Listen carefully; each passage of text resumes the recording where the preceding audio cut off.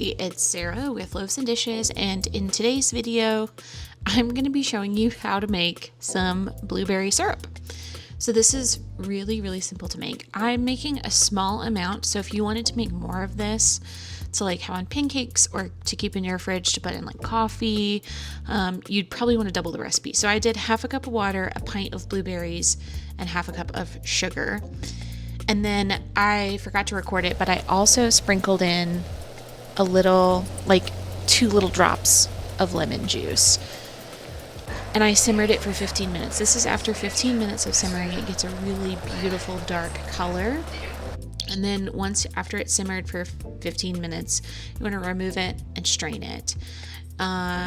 Just take your time with the straining. You want to make sure that you get all of the liquid out, but none of the pulpy blueberry bits, unless maybe you want the pulpy blueberry bits. You never know. You could also save the cooked blueberries. I've heard of people like putting that kind of thing in their yogurt in the mornings, and it's supposed to be really good. But if you want to see more recipes, be sure to check out Loaves and Dishes, and thanks for watching.